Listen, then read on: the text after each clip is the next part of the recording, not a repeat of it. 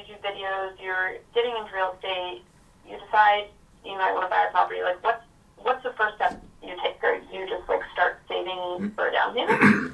Yeah, so really the first step was to get educated, as you said. I mean, like a lot of people have hesitation, especially you got to remember contextually what happened when I graduated high school, what was going on from 2008 to 2012. You know, we had the Great Recession. You know, real estate was just looked at as this terrible investment.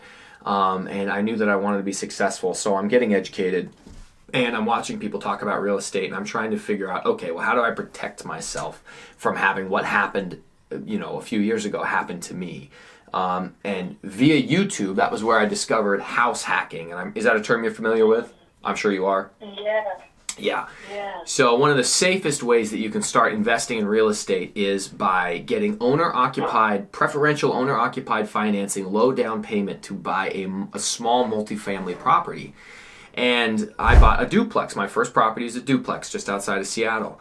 And, you know, I have a tenant who's paying me $1,600 a month. Well, there's $1,600 towards my mortgage. On top of that, I had a family member, well, good friend, I call him a family member, but a good childhood friend move in with me. Well, now he's paying a few $100s a month in rent.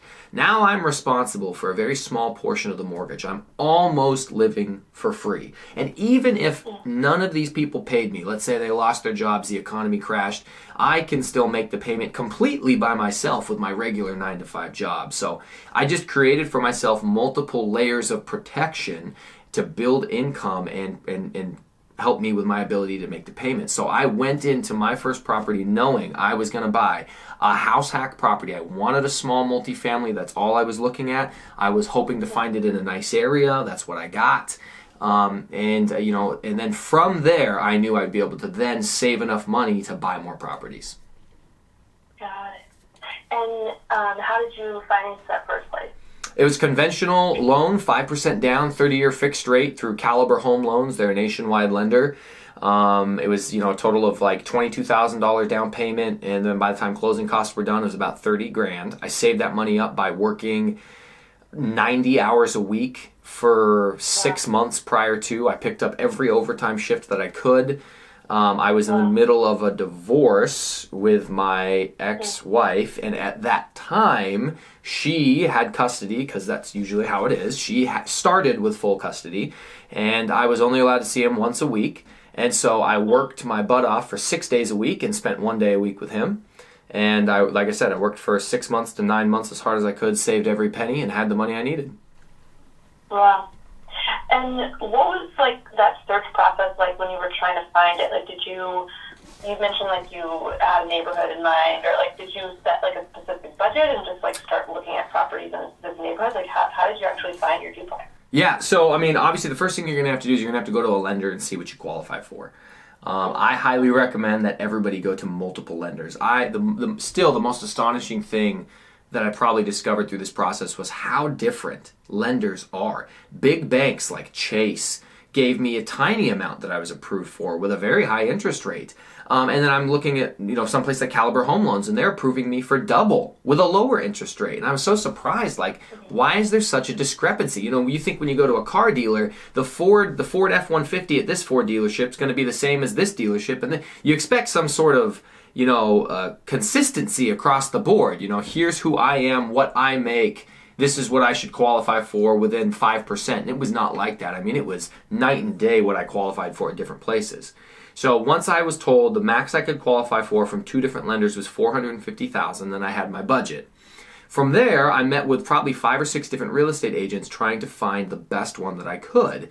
Now, as somebody who had never bought a house before, I was kind of just going off of what I'd read online, and I was looking for somebody who did a large volume of transactions, seemed to be a hard worker, seemed to be honest, and given my regular day job, I feel like I'm a pretty good judge of character when it comes to judging whether or not someone's being honest with me. So I found a good agent, let her know what I wanted, and she just started looking on the MLS. And since then, my ability to find property has significantly grown. I buy off-market, I buy wholesale, turnkey, but that first property came from the MLS. It was listed. I had my offer in on it 4 hours after it was listed. At this point, Seattle was the #1 appreciating market 23 months in a row for the country. And it almost was that Cinderella deal where it just happened, all the pieces fell into place. But yeah, I looked for a few, maybe 2 months, looked at a few properties in person. She sent me email listings. But yeah, it came down to I don't want something in King County because I'm relatively confident that they're going to enact rent control at some point. In fact, they have versions of it. So that's why I wanted a little bit outside of King County in a nice school district so nice families could want to rent here for their kids. And that's exactly what I got. Wow. And a couple follow-up questions here. This was, you closed in 2018, correct? Yep. And like, how did it feel when you all of a sudden like owned a home?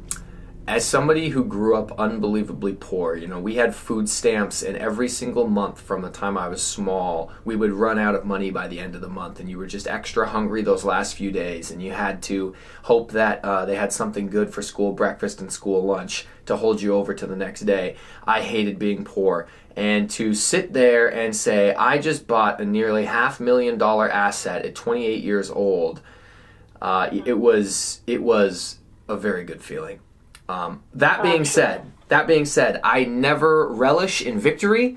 As soon as it's over, I am on to the next thing. I'm not going to sit back and think that I've done anything spectacular or impressive or amazing. I haven't. I have another hill to climb. I have another war to win. I've got another conquest. So it was onward to the next project. So I did not sit back and say, well, I've done it. I've made it. I've arrived. I'm good. I said, nope, we got to double down. And the savings that you had, like the $30,000 for down payment and closing costs, was that mostly from like those 6 months that you spent grinding away, or did you also have savings before that? Nope, I had zero savings before that. In fact, wow. Yeah, I have a small YouTube channel, about 5,000 subscribers, and I started that channel about the same time I started working the overtime. And I said on the very first video, I said, my goal is to do a house hack, and my goal is to become financially successful through real estate investing. And my first video is me saying, I have $1,000 in my bank account right now, and that's it. And so, I mean, you don't want to watch it. It's extremely cringy. It's poor quality. I don't know how to film a video very well. But I have it documented, the entire process, what it was like to try to get the real estate agent, what it was like to try to get the lending. And, I documented the entire process so that when somebody one day says to me, things are different now. You can't do that anymore, because that's what people were saying back then. I'm going to say, nope, go watch the videos. It really was this hard. This is actually how I did it. Here's the proof. Yeah, wow. And so obviously you were working a ton. Were you also like trying to save? Like, were you cutting back in certain areas and trying to be like super frugal? I have always been an extremely frugal person. So when it came to making this conscious decision to start actively saving to make extra money to invest in real estate, I didn't really have much, I couldn't really tighten the belt anymore because I already live very frugal. I shop at Walmart. I don't own nice things. I drive a 32-year-old car that I bought 12 years ago. I also have a 22-year-old pickup truck. I don't have anything nice, lavish. I don't go to clubs. I don't go to parties. I've never had a drink of alcohol in my life. So there wasn't much of a lifestyle to cut back. I pretty much go to the gym, and that's about it. I play soccer, go to the gym, spend time with my son, and we do outdoor activities together and play basketball. So, but I highly encourage anybody who is, if you're the type of person who wants to get started, yes, look at your life, examine it closely, because most likely there are places you can cut back. You eat out too much, you have too fancy of things, your car payment's too expensive. There's probably a lot of things you can cut back. In my case, growing up as poor as I did, I already lived that very frugal lifestyle, and I still do. And were you, in terms of like where you were living before the duplex, were you just renting? I was renting at $1,850 a month. In a 2-bedroom, 1.5 bath near Seattle, in King County. Wow. Yeah. And then once you got the duplex, like were you able to find a tenant and rent out half of it right away? So I actually bought it with a tenant inside of it, and one unit was already empty. So it was the perfect scenario, because the last thing you want to do, and this is something that sometimes has to happen, if you want to get owner-occupied financing, you have to move into it. Well, if you're looking at a duplex that has 2 tenants in it, you have to say to the bank that I intend to move into it. And obviously, if you're lying about that, that's fraud. So please don't do that. But and I did intend to move into it, and luckily, in my case, one unit was already empty, and so I didn't have to not renew somebody's lease or something like that. I was able to move in day one. I had a tenant on day one. At the closing table, I actually got the prorated rent. I took over the unit halfway through the month, so I got a prorated amount of rent for that month. And I've never had a single tenant in the 4+ years I've had this not pay or miss a month or be late or anything. Wow. And so you're renting for $1,850, and then when you move into the duplex and house hack, what was your monthly housing payment? Yeah, so I was renting for $1,850. My mortgage payment was $2,750, but I had a tenant paying me $1,600 a month, and I had a roommate paying me $500 a month. So I have a $2,700 mortgage payment, but I'm bringing in $2,200 a month in rental income. So I had a $500 mortgage payment. In other words, I'm saving $1,300 a month. Wow. That tenant then moved out within like 7 months. She got married. I was sad to see her go. She was a wonderful tenant. Didn't want to lose her. But she got married, moved out, and rent on her side went from $1,600 to $1,950. Wow. Yeah. And your roommate, was the roommate also in the duplex, or did you bring the roommate in when you... No, he was just my close personal friend, and he just moved in. So I live in a duplex. Each side has 3 bedrooms. So he moved into one of the bedrooms, started paying me rent. Wonderful. Mm-hmm. And do you still live there? I do. I'm in it right now. Oh, amazing.